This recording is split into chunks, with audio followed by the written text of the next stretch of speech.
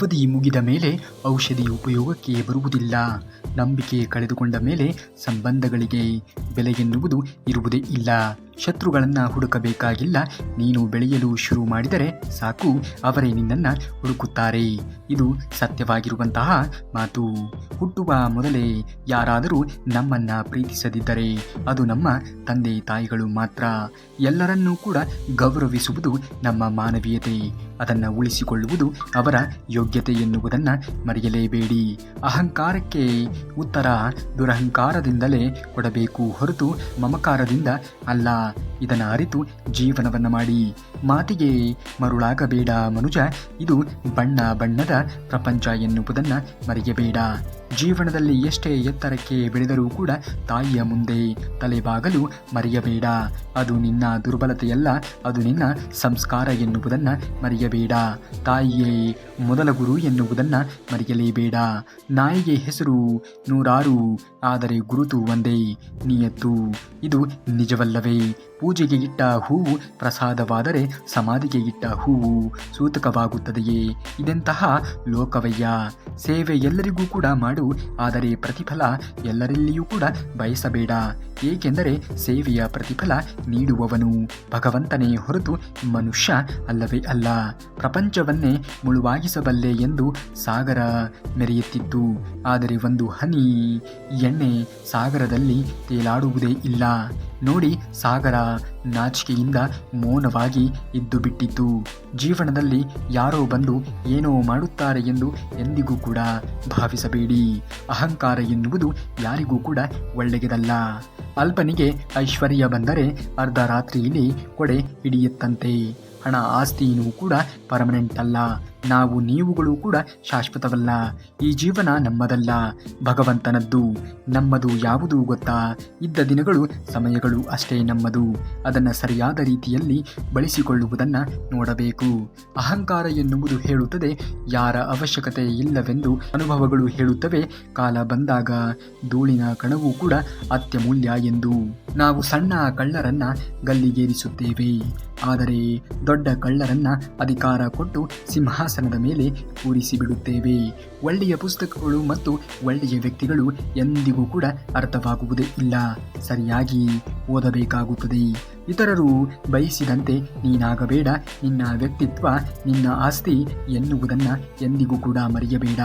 ನಿಂತಾಗ ಹಾರ ಹಾಕಿದರೆ ಮದುವೆ, ಮಲಗಿದಾಗ ಹಾರ ಹಾಕಿದರೆ ಮಸಣ.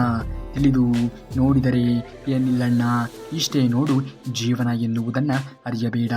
ಕಾಗೆಗೆ ಏನಾದರೂ ಸಿಕ್ಕರೆ ತನ್ನ ಬಳಗಗಳನ್ನೆಲ್ಲ ಅದು ಕರೆಯುತ್ತದೆ.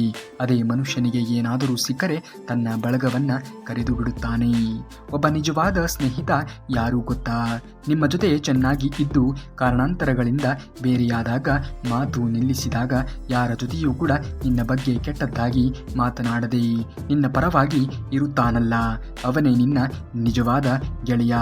ನಿರ್ಲಕ್ಷ್ಯ ಅನ್ನುವ ಪದ ತುಂಬಾನೇ ಚಿಕ್ಕದ್ದು, ಆದರೆ ಅದರಿಂದ ಆಗುವಂತಹ ಗಾಯ ತುಂಬಾನೇ ದೊಡ್ಡದ್ದು.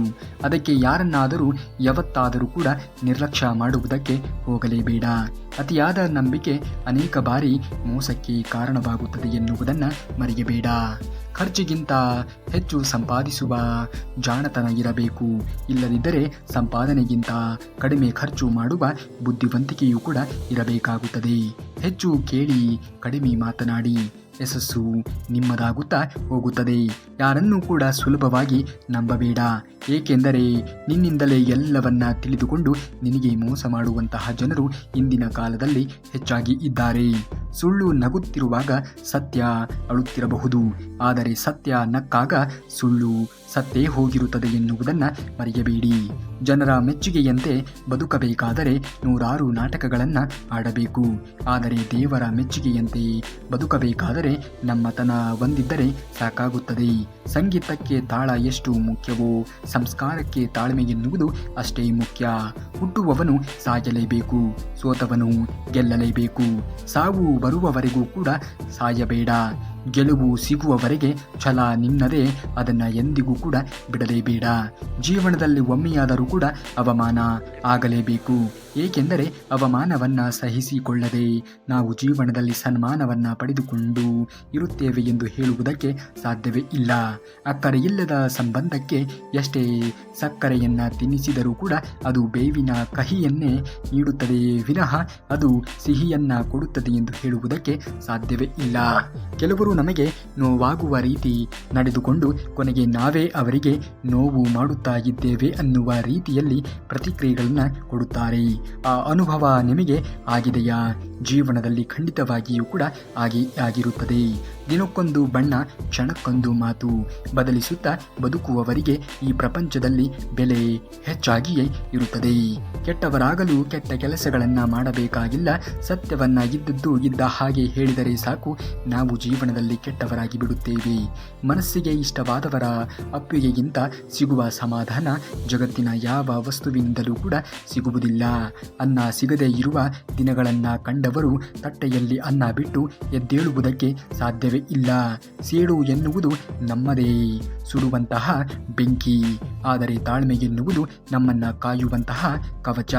ನಮಗೆ ಅನ್ಯಾಯ ಮಾಡಿದವರ ಪತನವನ್ನು ಕಣ್ಣಾರೆ ನೋಡಲು ಬೇಕಾಗಿ ಇರುವುದು ಕೇವಲ ತಾಳ್ಮೆ ಎನ್ನುವುದು ಮಾತ್ರ. ಎಲ್ಲರ ಮೇಲೆಯೂ ಕೂಡ ನಂಬಿಕೆ ಇಡು, ಆದರೆ ನಿನ್ನ ನೆಮ್ಮದಿ ಕೆಡುವಷ್ಟು ಯಾರನ್ನೂ ಕೂಡ ನಂಬುವುದಕ್ಕೆ ಹೋಗಲೇಬೇಡ. ನಿನ್ನ ಮನಸ್ಸಿಗೆ ನೋವು ಮಾಡುವ ವ್ಯಕ್ತಿಗಳಿಗೆ ನಿನ್ನ ಬೆಲೆ ತಿಳಿಯಬೇಕೆಂದರೆ ಮೊದಲು ನೀನು ಅವರನ್ನು ನಿರ್ಲಕ್ಷ್ಯ ಮಾಡುವುದನ್ನು ಕಲಿಯಬೇಕಾಗುತ್ತದೆ. ಸಿಗದವರನ್ನ ಹುಡುಕಬೇಡಿ, ಸಿಕ್ಕವರನ್ನ ಬಿಡಬೇಡಿ, ಬರದವರನ್ನ ಕಾಯಬೇಡಿ, ಬಂದವರನ್ನ ಕಾಯಿಸಬೇಡಿ, ಕೊಡದವರನ್ನ ಕೇಳಬೇಡಿ, ಕೊಟ್ಟವರನ್ನ ಮರೆಯಬೇಡಿ. ಪ್ರಾಮಾಣಿಕವಾಗಿ ದುಡಿಯುವ ವ್ಯಕ್ತಿ ಯಾವಾಗಲೂ ಕೂಡ ಸಾಲದಲ್ಲಿಯೇ ಇರುತ್ತಾನೆ ಎನ್ನುವುದನ್ನು ಮರೆಯಬೇಡಿ. ಜಾರುವ ಕಣ್ಣೀರಿನ ಹನಿಯೂ ಕೂಡ ಭಾರವಿಲ್ಲದೆ ಇರಬಹುದು, ಆದರೆ ಅದರಲ್ಲಿ ಅಡಗಿರುವಂತಹ ನೋವು ಸಾಕಷ್ಟು ಭಾರವಾಗಿ ಇರುತ್ತದೆ. ಜಾತಕ ನೋಡಿ ನಿನ್ನ ಭವಿಷ್ಯ ನಿರ್ಧರಿಸಲು ಯಾವ ಶಕ್ತಿಯಿಂದಲೂ ಕೂಡ ಸಾಧ್ಯವಿಲ್ಲ. ನೀನು ಮನಸ್ಸು ಮಾಡಿದರೆ ನಿನ್ನ ಭವಿಷ್ಯ ನೀನೇ ಬದಲಿಸಿಕೊಳ್ಳುವೆ. ಜಗತ್ತಿನಲ್ಲಿ ತೊಡೆ ತಟ್ಟಿ ಕೆಟ್ಟವರಿಗಿಂತ ಜಡೆ ಮುಟ್ಟಿ ಕೆಟ್ಟವರೇ ಹೆಚ್ಚಾಗಿ ಇದ್ದಾರೆ. ಈ ಸತ್ಯವನ್ನು ಅರಿತು ನೀನು ಜೀವನವನ್ನು ಮಾಡುವುದನ್ನು ನೋಡಬೇಕು. ಕೆಲವೊಂದು ಸಮಯಗಳಲ್ಲಿ ದುಡ್ಡಿನ ಅರಬಟಕ್ಕೆ ಸತ್ಯ ಕೂಡ ಸದ್ದಿಲ್ಲದೆ ಸಂತೆಯೊಳಗೆ ಮರೆಯಾಗಿ ಬಿಡುತ್ತದೆ. ಇದನ್ನು ಅರಿತು ಜೀವನವನ್ನು ಮಾಡಿ. ಮನುಷ್ಯ ಭೇದ ಭಾವ ಮಾಡಬಹುದು, ಆದರೆ ಸಮಯ ಯಾರಿಗೂ ಕೂಡ ಭೇದ ಭಾವವನ್ನು ಮಾಡುವುದೇ ಇಲ್ಲ. ಒಬ್ಬ ಮನುಷ್ಯ ಬೆಳೆಯಬೇಕೆಂದರೆ ಮಿತ್ರ ಎದೆಯಲ್ಲಿ ಇರಬೇಕು, ಶತ್ರು ಎದುರುಗಡೆ ಇರಬೇಕು. ಇಲ್ಲಿ ಒಳ್ಳೆಯದನ್ನ ಮಾಡಿ ಬದುಕಿದರೆ ದಡ್ಡ ಎಂದು ಹೇಳುತ್ತಾರೆ, ಮೋಸ ಮಾಡಿ ಬದುಕಿದರೆ ಬುದ್ಧಿವಂತ ಎಂದು ಹೇಳುತ್ತಾರೆ. ಇಷ್ಟೇ ಈ ಪ್ರಪಂಚ. ದುಡ್ಡಿನ ಅಹಂಕಾರದಲ್ಲಿ ಮೆರೆಯಬೇಡವೋ. ಮನುಜ ಸತ್ತ ಮೇಲೆ ಹೋಗುವುದು ಮಣ್ಣಿಗೆ ಹೊರತು ಬ್ಯಾಂಕಿಗೆ ಅಲ್ಲ ಎನ್ನುವ ಸತ್ಯವನ್ನು ಅರಿತು ಜೀವನವನ್ನು ಮಾಡು. ಅವನಿಗೆ ಸಿಕ್ಕಿದೆ ನನಗೆ ಸಿಕ್ಕಿಲ್ಲ ಎಂದು ಅಸೂಹೆಯನ್ನ ಪಡುವುದಕ್ಕೆ ಹೋಗಬೇಡ. ಏಕೈಕ ಪದವಿ ಅಂದರೆ ಅದು ಮರಣ. ಅದು ಎಲ್ಲರಿಗೂ ಕೂಡ ಸಿಕ್ಕೇ ಸಿಗುತ್ತದೆ ಎನ್ನುವುದನ್ನು ಮರೆಯಬೇಡ. ಬಲವಂತವಾಗಿ ಯಾರನ್ನೂ ಕೂಡ ಮಾತನಾಡಿಸಬೇಡಿ. ಆ ಮಾತಿಗೆ 3 ಕಾಸಿನ ಬೆಲೆ ಕೂಡ ಇರುವುದಿಲ್ಲ. ಇದನ್ನು ಅರಿತು ಜೀವನವನ್ನು ಮಾಡಿ. ತಿಳುವಳಿಕೆಗಿಂತ ನಡವಳಿಕೆಗೆ ಶ್ರೇಷ್ಠ. ತಿಳುವಳಿಕೆ ಸೋಲಬಹುದು, ಆದರೆ ಉತ್ತಮ ನಡವಳಿಕೆ ಎಂದಿಗೂ ಕೂಡ ಸೋಲುವುದಕ್ಕೆ ಸಾಧ್ಯವೇ ಇಲ್ಲ. ಯಾರನ್ನೂ ತುಳಿದು ಹೋಗುವ ಆಸೆ ಇಲ್ಲ. ಯಾರ ಮುಂದೆಯೂ ಕೂಡ ತಲೆಬಾಗುವ ಅಭ್ಯಾಸ ಇಲ್ಲ. ನನ್ನ ದುಡಿಮೆಯೇ ನನ್ನ ಗುರುತು. ಇದೇ ಜೀವನ. ಇದನ್ನು ಮರೆಯಲೇಬೇಡ. ತಂದೆ ಎಂತಹ ಮನುಷ್ಯ ಎಂದರೆ ಇಡೀ ಪ್ರಪಂಚದ ಒತ್ತಡವನ್ನು ಮನಸ್ಸಿನಲ್ಲಿ ಇಟ್ಟುಕೊಂಡು ಹೃದಯದಲ್ಲಿ ಮಕ್ಕಳ ಭವಿಷ್ಯದ ಬಗ್ಗೆ ಪ್ರತಿಕ್ಷಣವೂ ಕೂಡ ಚಿಂತಿಸುತ್ತಾ ತನ್ನ ಜೀವನವನ್ನು ಕಳೆಯುತ್ತಾನೆ. ಮಳೆ ಬಂದು ನಿಂತ ನಂತರವೇ ಪ್ರಕೃತಿ ಸುಂದರವಾಗಿ ಕಾಣುವುದು. ಹಾಗೆಯೇ ಜೀವನದಲ್ಲಿ ಕಷ್ಟಗಳು ಬಂದು ಹೋದ ನಂತರವೇ ಜೀವನ ಎನ್ನುವುದು ಸುಂದರವಾಗಿ ಕಾಣುವುದು.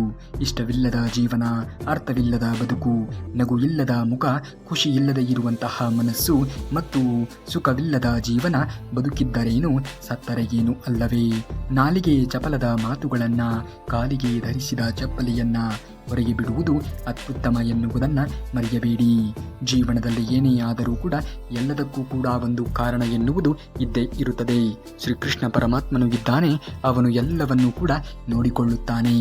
ನೀವೇನಾದರೂ ಶ್ರೀಕೃಷ್ಣ ಪರಮಾತ್ಮನ ಭಕ್ತರೇ ಆಗಿದ್ದರೆ ತಪ್ಪದೆ ಈ ವಿಡಿಯೋಗೆ ಒಂದು ಲೈಕನ್ನು ಮಾಡಿ. ಹಾಗೂ ನಾಳೆ ಶ್ರೀಕೃಷ್ಣ ಪರಮಾತ್ಮನ ಮತ್ತಷ್ಟು ವಚನಾಮೃತದೊಂದಿಗೆ ನಿಮ್ಮ ಮುಂದೆ ಬರುವವರೆಗೂ ಧನ್ಯವಾದ. ಕರುನಾಡಿಗೆ.